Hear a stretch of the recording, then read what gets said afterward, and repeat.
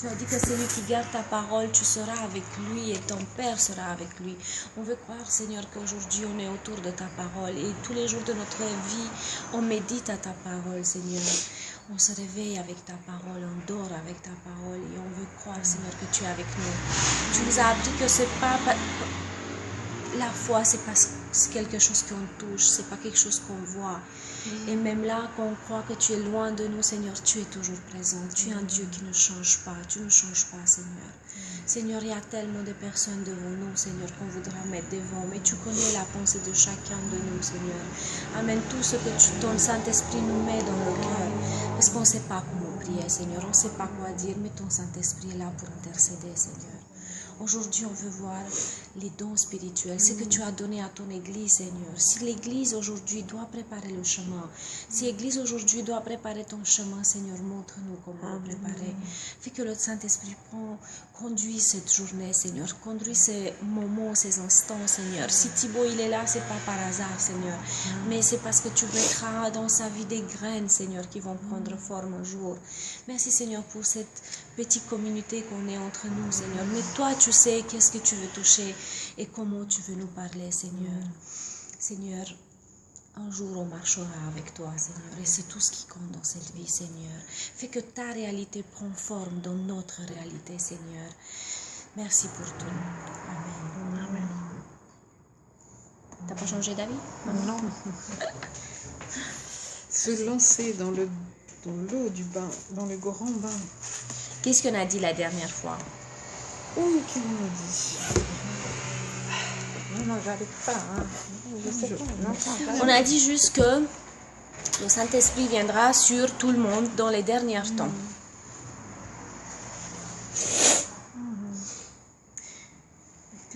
C'est les jeunes qui prophétiseront ou les vieux qui... Tous, ils vont avoir des songes. Tu veux lire, Thibaut? Acte. Oui, attends. Acte. Je crois qu'il dort. Il dort. Ah non, tu veux lire? Allez, on a besoin de toi. Acte 2, 16. Ah, merci. En fait, je veux qu'on mette l'accent. Comment on l'éteint? Il faut faire un pause, petit pause. Vas-y. Directement. De 16 à 18? Oui. C'est tout? Oui, c'est tout et après je te donne autre chose. Mais c'est ici ce qui a été dit par le prophète Joël.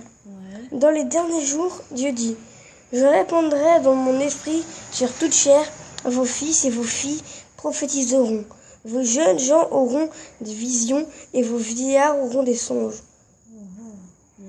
Encore? Oui, sur mes serviteurs et sur mes servantes, dans ces jours-là, je répandrai de mon esprit. Et ils prophétiseront. C'est bon. Donc, on va se rendre compte que dans tout le monde va prophétiser, même les hommes, même les femmes, même les serviteurs, même les servantes, tout le monde. Quand le Saint-Esprit viendra sur eux, ils vont prophétiser.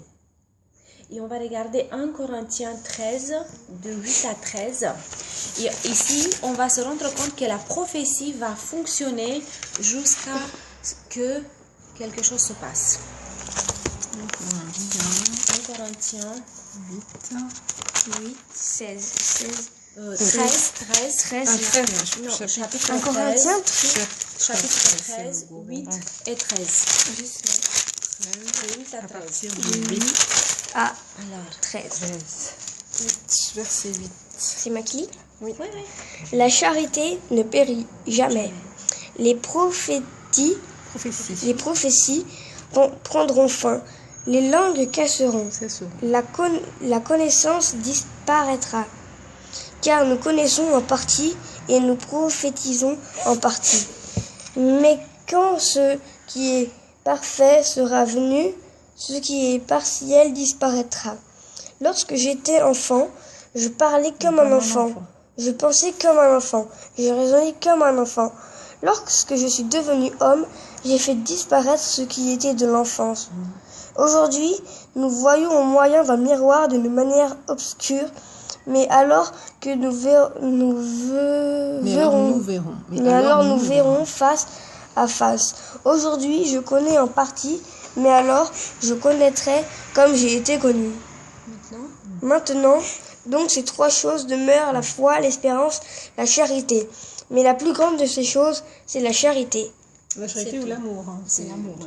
Oui, c'est la charité et l'amour. Donc la charité, on dit l'amour. L'amour, oui. Cum spune noi dragostea. Donc tout va s'arrêter, tout va jusqu'à que ce qui est parfait vient, jusqu'à un temps, mais ce qui reste, c'est l'amour. Ce qui nous unit, c'est l'amour. Donc les langues et les prophéties Tout vont va s'arrêter. s'arrêter à un moment vers la Tout fin à des fait. temps jusqu'à l'arrivée jusqu'au retour de Christ. Tout à fait. Et pour l'instant, c'est pas fini. Donc, C'est pas fini pour c'est pas l'instant. encore ce moment-là. En fait, moi personnellement, je crois que ça va s'arrêter au moment où l'épouse sera enlevée. Oui, je pense. Les langues vont s'arrêter au moment où l'épouse sera élevée, mais pendant ce temps-là, quand l'épouse elle est enlevée avec le Seigneur dans le ciel, les Juifs viendront à Dieu. Et c'est l'amour qui va les toucher. C'est à quel moment Et il va venir un instant. La Bible dit que dans un clin d'œil, qu'on ne s'attend même pas, Jésus apparaîtra sur les nuages et ceux qui croient en lui, ils vont le voir. Et le Ceux qui Seigneur... croiront pas en lui ne vont pas le voir. Non, ils ne vont pas le voir. Mais la Bible dit que quand, tu sais, un clin d'œil, c'est ça. Tu es transformé et tu pars avec le Seigneur. Tu te lèves et tu pars avec le Ça veut Seigneur. dire très rapide. Oui, super. Tu vois, une transformation directe qui ne fait pas mal et tu disparais. Pour apparaître où? Bah non, tu disparais et tu vas avec lui. Tu vas avec lui. Tu vois? Ah, je disparais et après je réapparais. Non, T'allais pas du avec tout. lui. Tu partiras avec lui. Il y a Je me beaucoup de souviens monde qui vont... l'enlèvement, le Ouais. film qu'on avait vu. Oui, mais je veux dire que je disparais, mais on va plus jamais me revoir. Non. Mais non, Non, je vais pas réapparaître. Non. Au paradis. non, mais- pas du tout. Non, Tu vas on se rester avec change. Christ. On va Même se au paradis, changer. on ne me verra pas. donc. Non, mais les gens de la terre ne te verront pas. Mais nous, on sera avec lui. Le Seigneur va nous voir, nous, on se verra. Ah, c'est-à-dire que là, je peux te voir. Je pourrais te voir. Bah Tu oui. peux voir les autres, mais ta mère sera avec toi parce qu'elle aussi, elle attend le Seigneur. Tu vois, vous partirez tous les deux. Mais il faut être une vierge sage qui veille et il faut attendre, il faut être prêt. Oui, la Bible Tu sais, dit que Quand tu t'attends pas. l'amour restera et l'amour nous changera et on attend ce qui est parfait. Et on va regarder, Paul quand même, il nous donne un signal d'alarme en 1 Thessaloniciens 5, 19, 20. Thessaloniciens, c'est à la fin. Thessaloniciens, on a Il vu. met quand même un signal d'alarme. Il y a Il dit, deux. ok, Oui, il y en a vu, il y a pas mal. 1 Thessaloniciens 5, verset 5, 19. Merci combien? Chapitre 5, Oui, verset 9. 19, 20. Ah, 19 ans. Donc C'est là. n'éteignez pas. Alors, qu'est-ce qu'il dit, Paul? N'éteignez pas l'esprit, ne méprisez pas les prophéties, mais examinez toutes choses. Non, je peux. Mais examinez toutes C'est choses. pas la même 1 chose. Thessaloniciens. Retenez- Non, je peux doser. Oh non. Ce qui est bon. C'est Attends, bon. elle a Retenez- pas trouvé. Attends, Bien elle a sûr pas trouvé. qu'elle a- attends. Non. Aici am amit 5. Bah oui, mais c'est pas la même chose qu'elle est. C'est ça. Nu stingeți Duhul. Oui, dar Atât- asta... Non, Mami, il lit bien, lui. non, c'est pas... 16. C'est pas... C'est un... Ça, c'est... C'est bon, 1 Thessaloniciens 5. Il a lisé bien, t'as pas écouté. Regarde, nu stingeți Duhul. Nu disprețuiți prorociile. Bah, t'as dit 18, c'est pour ça. Nu. Nu stingeți Pas Duhul. 19, și c'est pas nu- 18. 19, j'ai dit. Nu disprețuiți prorociile. Oui, maintenant Ok? je sais, oui. Ok, Parce que... et tu lis encore parce qu'elle était ailleurs. Non, non, parce que t'as dit 18. N'éteignez pas l'esprit, ne méprisez pas les prophéties, mais examinez toutes choses. Retenez ce qui est bon. Abstenez-vous de toute espèce de mal. Que le Dieu de paix vous sanctifie lui-même tout entier, et que tout votre être, l'esprit, l'âme et le corps soient conservés irrépréhensibles lorsque de l'avènement de notre Seigneur Jésus-Christ. Celui qui vous a appelé est fidèle, et celui qui le fera, frère, priez pour nous. Saluez tous les frères par un saint baiser. Je vous en conjure par le Seigneur que cette lettre soit lue à tous les saints frères, que la grâce de notre Seigneur Jésus-Christ soit avec nous. Amen. Amen. Donc la Bible, Paul nous dit, faites attention, n'éteignez pas l'esprit et ne prenez pas à la légère les prophéties, Et que la paix soit avec vous, dans le sens où restez dans la paix, méditez sur les prophéties, prenez ce qui est bon et ne mettez pas dans les discussions, dans les contres. La paix soit avec vous. La paix, elle est le contraire de disputes, de querelles, de choses. Lucas, il dit, une personne, maintenant on va voir comment on peut prophétiser. Il dit, une personne doit prophétiser quand il sent que l'Esprit Saint lui demande de le faire. Il va sentir l'onction de l'Esprit qui va lui brûler dans le cœur. Et cette onction, elle brûle, elle grandit pendant qu'il prie et il va adorer Dieu. Peut-être certaines fois, vous allez sentir des appuis, quelque chose qui vous appuie très fort dans votre esprit. Et cette chose qui vous pèse ne va pas être enlevée qu'au moment où vous allez laisser couler la prophétie. On doit être sensible et on doit sentir quand l'onction s'arrête et que ce que tu avais à dire, tu l'as dit et n'est plus continué. Être sensible à la volonté de Dieu. Parce que nos oreilles spirituelles intérieures, ils se sensibilisent de plus en plus et ils deviennent de plus en plus capables pour entendre la voix du Saint-Esprit. Plus on active, plus on lit la parole, plus on prie dans notre esprit, plus on écoute de Dieu, notre oreille intérieure, elle s'habitue. Le gars, il disait, n'ayez pas peur de prophétiser, faites confiance à Dieu. Au début, on est plus gaucher, mais petit à petit, on n'est pas là pour juger. On est là pour dire, voilà, j'ai reçu ça, c'est venu comme ça, je ne sais pas, c'est de moi, c'est pas de moi, mais je le remets devant nos frères. Le vrai prophète n'a pas peur de se laisser juger, n'a pas peur de se dire, voilà, j'ai reçu ça, voyons, vous voyez. Il dit, la partie la plus dure dans notre processus de prophétie, c'est le commencement, c'est d'ouvrir la bouche, comme pour prier, tu vois. Le plus dur, c'est de dire, est-ce que je le laisse? Beaucoup de personnes n'opèrent pas dans le don de la prophétie parce qu'ils ont la peur. On a dit tout à l'heure, pendant que je priais, le Seigneur ne nous a pas donné un esprit de peur, mais un esprit de fils qui dit « Ava Père », un esprit de confiance. On est là pour faire confiance à Dieu, pour dire « Voilà, Seigneur, on a chanté, on est des vases d'argile, remplis-nous. On veut se laisser guider par ton esprit. On t'a donné notre cœur, on t'a donné notre bouche. Le Saint-Esprit parle en langue à travers nous. Je veux laisser la peur de côté. Je veux laisser Dieu fonctionner en moi. » Et après que tu dépasses cet obstacle de peur, ça va être de plus en plus facilement pour fonctionner dans le don. C'est très important, c'est maximum, l'importance maximale, c'est d'apprendre à vivre en confiance avec Dieu et marcher dans la foi avec Dieu. Je fais confiance à Dieu. Si j'ai fait quelque chose qui ne va pas, je vais dire en ce qui concerne la prophétie, on parle toujours dans le truc. Si peut-être je sens que je dois prophétiser et j'ai peur, je veux faire confiance à Dieu. Je vais ouvrir ma bouche et je vais laisser Dieu me conduire. S'il me conduit dans la prière, si le Saint-Esprit intercède à travers moi, je veux lui faire confiance. On apprend, c'est un acte de volonté de dire « Seigneur, je me laisse à toi. » Et s'il y a quelque chose à me remettre en question, s'il y a quelque chose, tu le feras parce que tu es mon Dieu et moi je suis ton enfant. Tu as vu, Paul, il disait qu'on est enfant, on parle comme un enfant, mais après on devient mature et on change notre façon de penser. On commence entre nous comme des enfants. Et juste Dieu, dis-moi. Quand tu parles de prier en esprit, c'est prier en langue? Oui, bah en fait, c'est le Saint-Esprit qui conduit toutes choses. Tu parles en langue parce que tu veux prier. Après, tu sens le poids, tu sens que tu dois dire quelque chose de la part de Dieu. Et tu laisses Saint-Esprit. Tu fais tellement confiance à Dieu et tu te laisses conduire. Parce que quand on se donne à Dieu, notre intellect ne conduit plus les choses. Tu vois? On doit apprendre à faire confiance à Dieu. On laisse le Saint-Esprit conduire. C'est lui qui dirige toutes choses. Il dit, une des plus grandes peurs qu'on peut avoir, il dit Lucas, dans tout le processus de la prophétie, on a dit, c'est le commencement. Attends, est-ce que j'ai...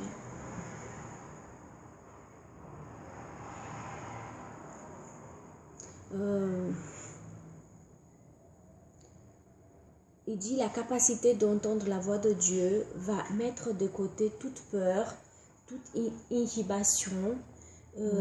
Oui, inhibition. Comment t'as dit? Inhibition.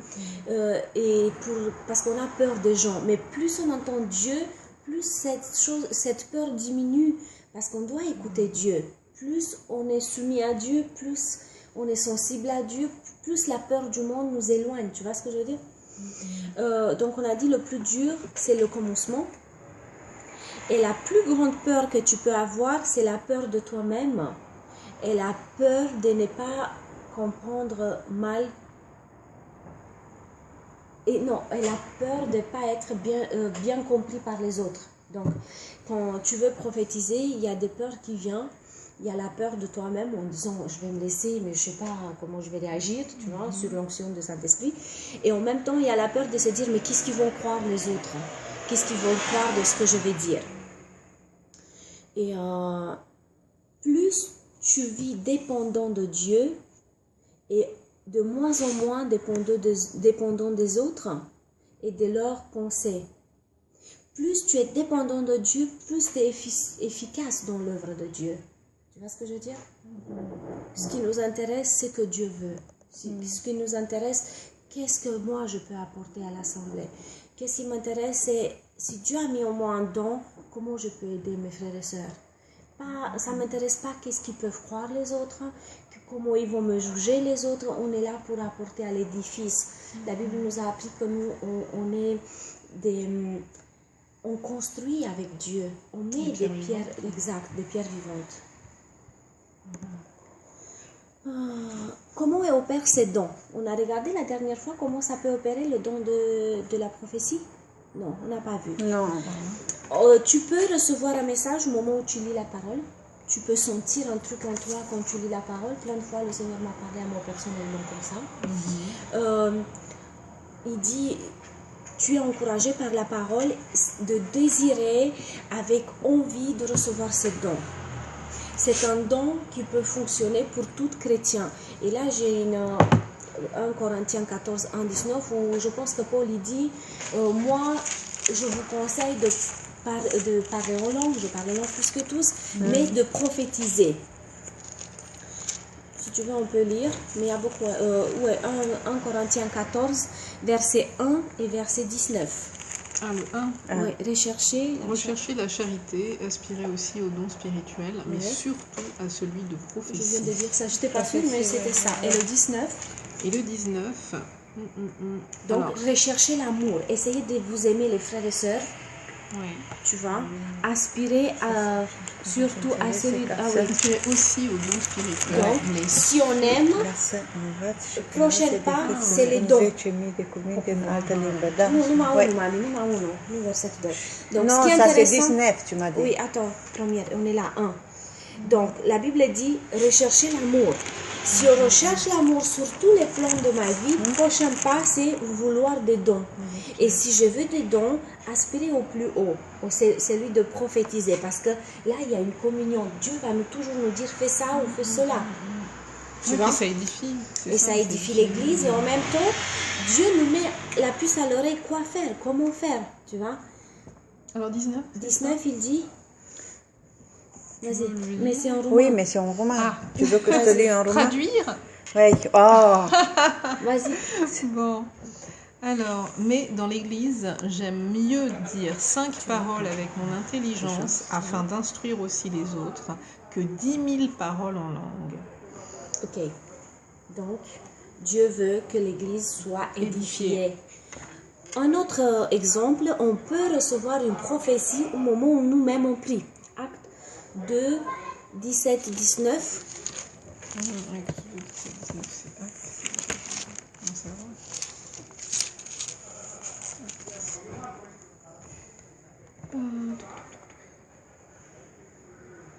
17, 18. Ah, 17, 18. Okay. Acte 2, 17, 18. Qu'est-ce qu'il dit? Là, je vois quelques philosophes épicuriens, stoïciens. Non, excuse-moi. Acte 2. Acte chapitre 2, verset 17, 18. Acte 2, 17. On l'a dit ça, dans les derniers jours, dit Dieu, je répandrai de mon esprit sur toute chair. Vos fils et vos filles prophétiseront.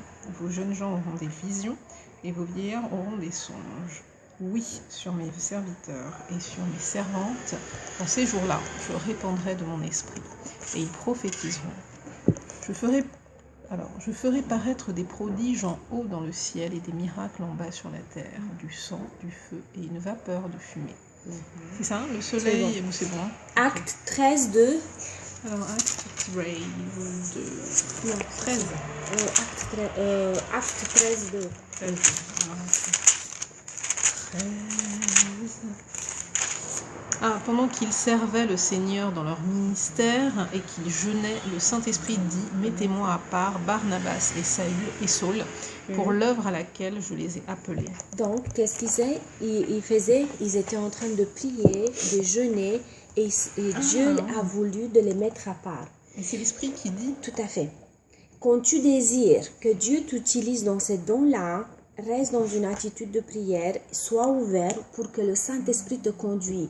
Tu vas sentir une onction, comme un petit bruit, tu vois, ou une petite sensation physique. Tu vas avoir tu vas être sûr que l'Esprit de Dieu, il est dans ton esprit et qu'il commence à te parler. Mais tout ça dans une attitude. Dieu, il ne parle pas de la même manière tout le temps. Sois toujours dans une sincérité totale et propre de toute influence négative, que le négatif ne fait plus partie de notre vie. Donc moi, ce que je propose, pour vous, pour moi-même en tout cas, ça va m'aider, que cette semaine, si on parle de la prophétie, dire, ok Seigneur, on apprend sur la prophétie, apprends-nous à devenir des prophètes, à pouvoir que tu nous parles cette semaine. Si tu as dit, mettez-moi à part ces personnes, ben nous aussi on va se mettre à part, on va essayer de jeûner chacun comme il peut, tu vois, et se dire, voilà Seigneur, on veut t'écouter, on veut voir comment le Saint-Esprit agit, comment le Saint-Esprit il travaille. Parce qu'on doit avoir une confirmation dans notre esprit. On ne doit pas se sentir obligé de... il dit comme ça, quand le Saint-Esprit va vous parler, vous allez être dans une église ou dans un endroit. Et on ne doit pas se sentir obligé de parler, parce que c'est très facile de parler par rapport à des sentiments humains et pas par rapport à la volonté de Dieu. Si tu dis, ok, j'ai ça pour cet endroit ou pour cette personne, ça me appelle sur le cœur.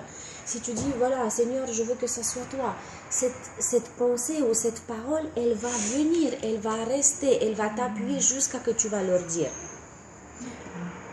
Parce que quand c'est de Dieu, le Saint-Esprit va te solliciter de nouveau à nouveau. Tiens, fais attention toujours que l'esprit de prophète est soumis au prophète. Et on a lu ça en Corinthiens 14, 32. Tu veux qu'on regarde? Donc, il faut que je marque tout ça parce que je vais, voir à la maison moi-même tout ça. Tu vois, tout le chapitre et tout ce que tu m'as dit. Donc, le chapitre dit que l'esprit de prophète, il est soumis au prophète. Donc, un homme ne fait pas, l'Esprit Saint ne fait pas de trucs possession d'homme. Un homme qui crie ou qui saute et qui a des extrêmes réactions bizarres, sachez que la Bible dit quelque chose. 1 Corinthiens 14, 32. Attends, ça c'est 1, 2. Ça veut dire que tu dois être en contrôle sur tes sentiments quand tu prophétises. Même quand l'esprit vient. 1 Corinthiens 14, 32. 14, 32. Oui, c'est ça, les esprits des prophètes sont soumis aux prophètes, car Dieu n'est pas un Dieu de désordre, mais de paix. Donc, l'esprit, il est soumis aux prophètes. Quelquefois, c'est possible que le Saint-Esprit te donne juste quelques petites paroles pour commencer, mais plus tu te soumets à l'esprit, le reste du message va continuer. La foi, l'obéissance, c'est une importance majeure dans ce processus. La foi et l'obéissance. Croire que Dieu est et se soumettre à Dieu. C'est deux choses pour que l'esprit de la prophétie soit sur toi. Sois sensible à l'onction. Il dit, il y a certaines... Ça veut dire, qu'est-ce que ça veut dire, sois sensible à l'onction? L'onction, quand tu sens que Dieu coule sur toi, qu'il est sur toi, il y a la lumière, il y a l'onction de Dieu, et quand tu sens que ça s'arrête, arrête-toi. Il y a des gens qui continuent à dire des choses, à prophétiser, sans que, même après que le message de Dieu s'est arrêté. Dieu peut te donner un message court de genre, c'est moi le Seigneur. Peut-être qu'il te donnera à toi une petite, c'est moi le Seigneur, et que quelqu'un d'autre va continuer la prophétie. Et on peut voir ça en 1 Corinthiens 14, 30. 14, 30. Alors, et si un autre qui est assis a une révélation, que le premier se taise, car vous pouvez tous prophétiser successivement, afin que tous soient instruits et que tous soient exhortés. Donc, ça veut dire que si le prophète qui a reçu l'onction ne s'arrête pas, bah, l'autre ne peut pas donner son... C'est pour ça qu'il faut être très sensible à l'Esprit de Dieu, se soumettre à Dieu.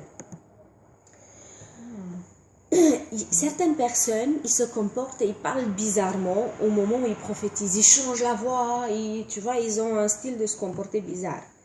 Mais cette chose peut devenir de plusieurs motivations. Par exemple, l'agitation. Et puis, la prophétie ne devrait pas être jugée à cause de ça, de la réaction des personnes. Mais être précoce, oui, parce que le prophète ne doit pas laisser ce sentiment de disturber les autres qui sont en train d'écouter les messages. Tu vois ce que je veux dire? Donc, être attentif, si on se bouge dans une direction, c'est vraiment Dieu qui veut ou c'est nos sentiments qui veulent, tu vois, pour que la prophétie ne soit pas jugée par rapport à nos comportements. On peut donner un bon message, mais c'est très important la façon et comment tu la transmets. On va regarder les formes des prophéties de l'Ancien Testament.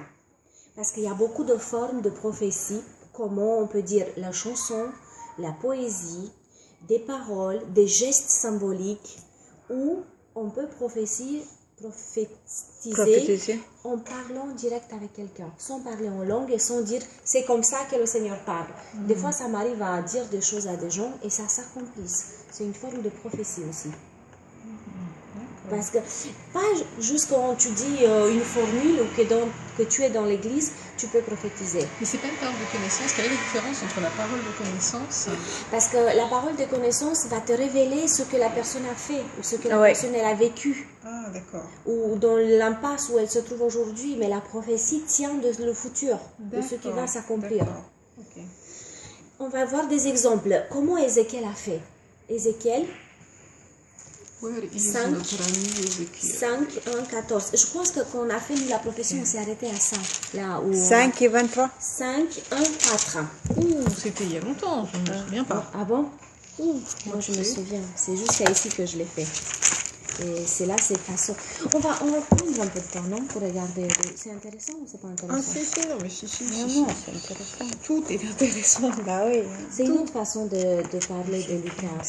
Ézéchiel, Ça, je sais. Ézéchiel 5, 1, 4. On va voir, le Seigneur lui a demandé à Ézéchiel de faire quelque chose. Et c'était prophétique. Il n'a pas parlé, mais il a actionné prophétique. Vous pouvez le lire en roumain, moi après je le lis en français, mais c'est bien de le lire aussi en roumain. Tu veux lire? Non, mais je n'ai pas trouvé. Laisse. Ah, comment? Ok. Et on reste en Ézéchiel un peu parce que c'est lui qui a eu une façon de prophétiser assez étrange, on va dire. Tu vois? Et c'est bien de connaître sa façon de faire. Comment Ézéchiel a fait? Il faut que j'achète un livre. Ok. Attends, je vais les chercher ici. Je vais pas perdre le temps. Mais cherche devant. Eclesiast, Ezechiel 803.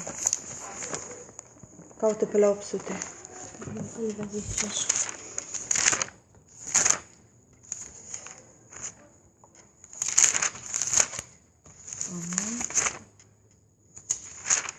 Tu vois que ça te fait du bien. Bah oui, hein. Ézéchiel, 5, 1, 4.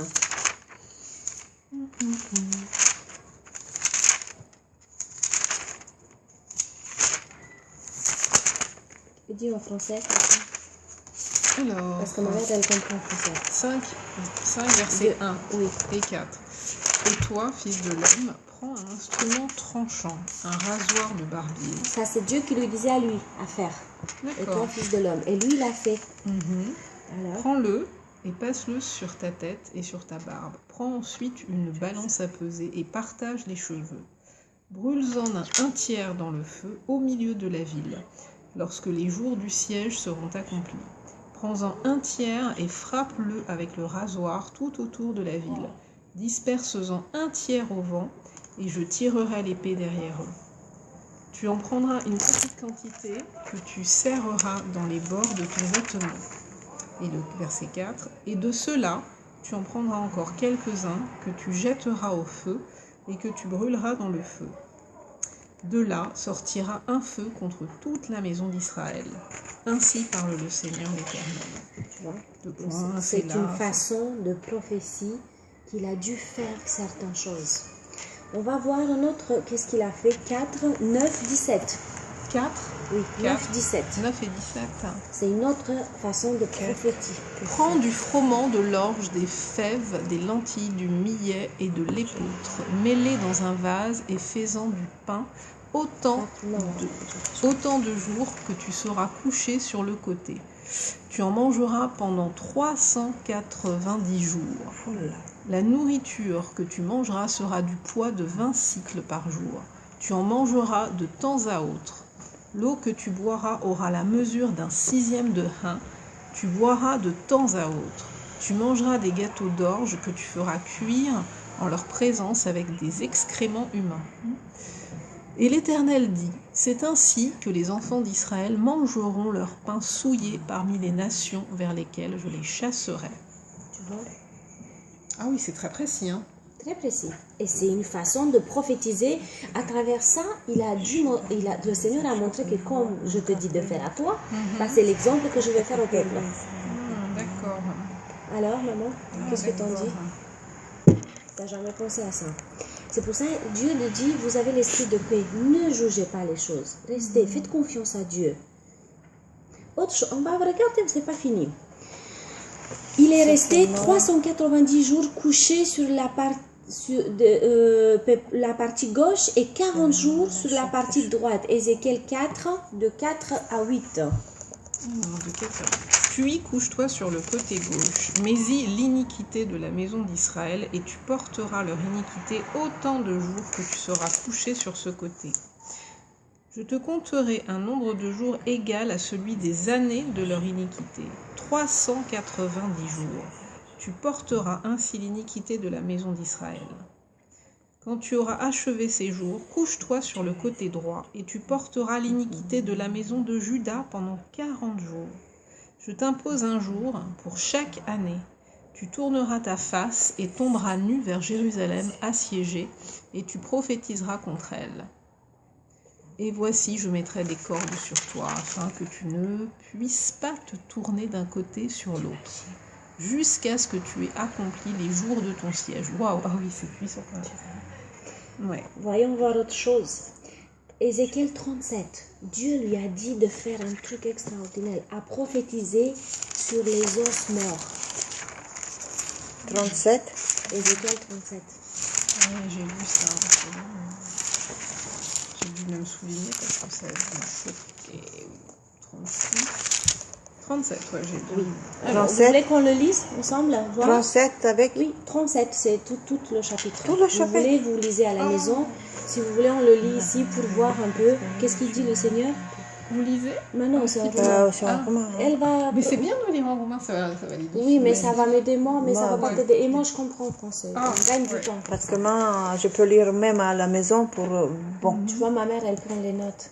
Voilà, je vois, Lis. c'est sérieux. C'est sérieux, ça, non? Ouais. Ça prend. On lit un peu, si vous voulez, et après on alors. s'arrête et vous allez lire à la maison parce que c'est une façon où Dieu... Mais toutes les prophéties, ils ont une suite, en fait. Dieu ne fait rien sans rien. Tu l'as dit, coupe ta barbe ou fais ceci, c'est parce que vous voulez montrer quelque chose. Et là aussi, Dieu veut Alors, montrer. 37. La main de l'Éternel fut sur moi, et l'Éternel me transporta en esprit. Donc, il était en onction. La Ouais. main, tu vois, il sentait l'onction de Dieu. Ah oui, mais là il est carrément... Alors, me transporta en esprit et me déposa dans le milieu d'une vallée remplie d'ossements. Il me fit passer auprès d'eux tout autour, et voici, ils étaient fort nombreux. À la surface de la vallée... C'est la deuxième fois dans la Bible où je vois que l'Esprit de Dieu le transporte. En esprit. La première, c'est qui? C'est Philippe, quand il y avait le truc éthiopien. Ah bon? Quand il l'a baptisé dans le Nouveau Testament. Il a été transporté Il a avant été transporté, rencontrer. il priait et tout à coup le Seigneur l'a amené là où le char il marchait, dans la rue. Il a été transporté. Philippe? C'était Philippe, je sais pas, Philippe, et là je vois Ézéchiel transporté dans l'esprit.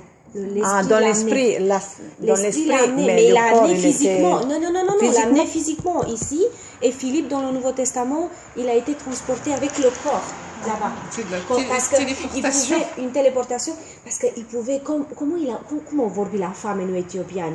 Era acasă să ruga și Duhul dus la famenul éthiopian. Donc c'est avec le corps. Allez, on lit. Alors, donc j'en étais où? Tac, tac, tac. L'esprit. Donc transportant en esprit et me déposa dans le milieu d'une vallée remplie d'ossements. Il me fit passer auprès d'eux tout autour. Et voici, ils étaient fort nombreux à la surface de la vallée, et ils étaient complètement secs. Il me dit, Fils de l'homme, ces eaux pourront-ils revivre? Je répondis, Seigneur éternel, tu le sais. Il me dit, prophétise sur ces eaux et dis-leur, ossements desséchés. Écoutez la parole de l'Éternel. Ainsi parle le Seigneur l'Éternel à ces eaux. Voici, je vais faire entrer en vous un esprit, et vous vivrez. Je vous donnerai des nerfs, je ferai croître sur vous de la chair, je vous couvrirai de peau, je mettrai en vous un esprit, et vous vivrez. Et vous saurez que je suis l'Éternel. Je prophétisais selon l'ordre que j'avais reçu, et comme je prophétisais, il y eut un bruit. Et voici, il se fit un mouvement, et les eaux s'approchèrent les uns des autres. Je regardais, et voici, il leur vint des nerfs, la chair crue, et la peau les couvrit par-dessus. Mais il n'y avait point en eux d'esprit. Il me dit, prophétise et parle à l'esprit. C'est un truc de fou. C'est un truc de fou. Mais spirituellement parlant, quand on parle aux gens qui sont perdus dans le monde, c'est des os morts. Et si Dieu te dit, dis-le, tu crois, c'est la foi. Je crois, je fais confiance, c'est la foi. Et ce qu'on lit sur la terre est lié au ciel. Ce qu'on délie sur la terre est délié au ciel. On a un combat spirituel et pas charnel, pas physique. On parle dans l'esprit, dans le spirituel. C'est des personnes mortes qui n'ont pas l'esprit de Dieu. Et si Dieu nous se dit, prophétise sur eux, bah, tu pries et tu intercèdes et tu dis oui, il vivra parce que Dieu a dit, Dieu assemblera spirituellement les choses. Mais c'est dans le spirituel, il est amené dans l'esprit, il a vu, il s'est donné à voir cette image et il est en train de... En fait, on doit retenir, comme moi aujourd'hui, Dieu m'apprend que ne te fie pas à ce que ton œil voit. Parce que tu ne sais pas la puissance de Dieu, qu'est-ce qu'il peut faire par-dessus. Bah ouais. Ton œil voit des os, sans chair, sans rien. Mais Dieu dit, prophétise, dis quoi tu crois, que Dieu va faire, que Dieu va... La parole, tu bombardes la parole. Regarde maintenant, d'une autre manière quand tu le lis. Alors, il me dit, prophétise et parle... Attention. Il me dit, prophétise et parle à l'esprit. Prophétise, fils de l'homme, et dis à l'esprit. Ainsi parle le Seigneur, l'Éternel. Esprit, viens des quatre vents, souffle sur ces morts et qu'ils revivent. Je prophétisais selon l'ordre qu'il m'avait donné, et l'Esprit entra en eux, et ils reprirent vie, et ils se tinrent sur leurs pieds. C'était une armée nombreuse, très nombreuse. Il me dit, fils de l'homme, ces eaux, c'est toute la maison d'Israël.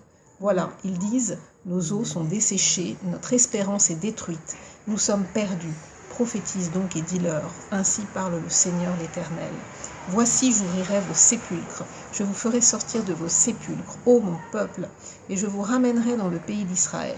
Et vous saurez que je suis l'Éternel lorsque j'ouvrirai vos sépulcres et que je vous ferai sortir de vos sépulcres, ô mon peuple. Je mettrai mon esprit en vous et vous vivrez. Je vous rétablirai dans votre pays et vous saurez que moi, l'Éternel, j'ai parlé et agi, dit l'Éternel. Dans une autre endroit, le Seigneur dit, je changerai votre cœur de pierre et je mettrai en vous un cœur de chair. C'est dans quoi ça déjà? Il y en a dans le Nouveau Testament, dans l'Ancien Testament. Le Seigneur fait cette promesse au peuple juif et nous fait cette promesse pour nous. Dans l'Évangile aussi, Oui, il est marqué. dans les deux, il y a marqué. Tu vois, le Seigneur, il a besoin des gens pour être là, pour prophétiser, pour dire la parole, qu'est-ce qui va s'accomplir, la parole qui a la puissance en elle. Et je pense que c'est pour nous une façon de commencer à prier, de dire oui Seigneur, on les voit perdus, on les voit égarés, nos frères, nos sœurs ne sont plus là, mais tu as dit, ta parole dit qu'ils vivront, parce que tu as mis, c'est toi qui as fait l'appel, c'est toi qui, tu vois, je pense que l'Esprit Saint veut nous apprendre à œuvrer différemment, à penser différemment, à agir différemment. Et quand quelque chose nous trouble, on doit se souvenir que l'Esprit de paix doit rester en nous. Et si on doit faire confiance à quelque chose, c'est à Dieu. Et se soumettre à Dieu. Tu vois? Ah oui, mais j'avais pas vu ça. Enfin si, il le dit, mais c'est... D'accord, donc les autres, dans le spirituel, ce sont les hommes qui spirituellement sont morts. Même Jésus dit, laisse les morts enterrer leurs morts. Ils ne sont pas morts physiques, mais spirituels, ils ne sont plus rien. Et Dieu dit, voilà, vous êtes une armée, Dieu a préparé, tout est écrit.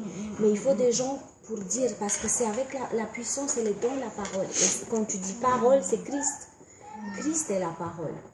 Quand tu dis un mot, c'est lui. C'est pour ça qu'on rendra compte de chaque chose qu'on a dit, chaque chose qu'on a fait. On lit plus loin pour voir qu'est-ce qui se passe.